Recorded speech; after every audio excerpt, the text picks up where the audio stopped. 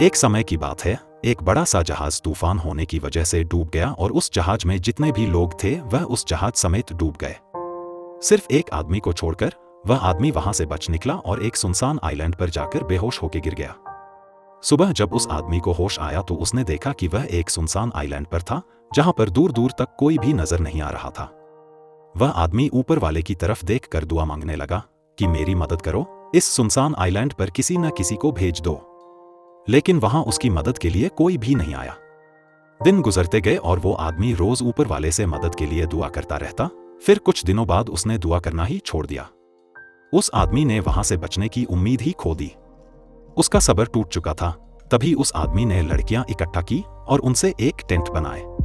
उसने नारियल के पेड़ से बहुत सारे नारियल तोड़े और खाने के लिए मछलियां पकड़ने लगा। पूरी 15 से 20 दिन निकल चुके थे और उस आदमी ने यहां से निकलने की पूरी उम्मीद खो चुकी थी। इसीलिए उसने तकरीबन 20 दिन की मेहनत के बाद वहीं पर एक लड़कियों का घर बना लिया था।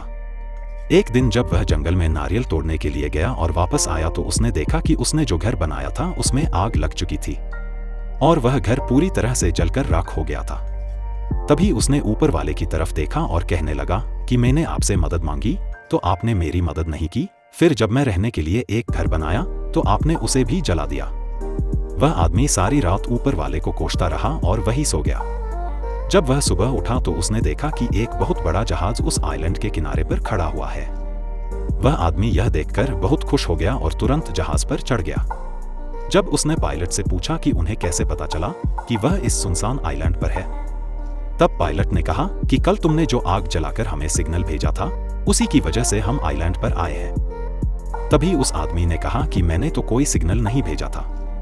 तभी वह आदमी सोचने लगा और उसे याद आया कि रात में जो उसका टेंट जल गया था, जो उसने घर बनाया था जो जल चुका था, शायद उसी की वजह से ये लोग यहाँ पर आए हैं। तभी वह आदमी ऊपर देखकर खुशी से चिल्लाने लगता है। सेम चीज हमारे साथ भी होती है। हम सब रोज कई सारी प्लानिंग करते हैं और अगर चीज हमारी प्लानिंग के हिसाब से नहीं होती है तब हम बौखला जाते हैं। किसी चीज को लेकर हमारी उम्मीद पूरी तरह से टूट जाती है। हमारा सब्र हमें आवाज देने लग जाता है और हम ऊपर वाले को ब्लेम करने लग जाते हैं। लेकिन आपको नहीं पता कि उसका प्लान आपके लिए क्या है।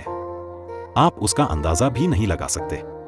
वह लाखों करोड़ों लोगों की जिंदगी चलता है, उसे सब पता है कि कब किसे क्या देना है और क्या नहीं।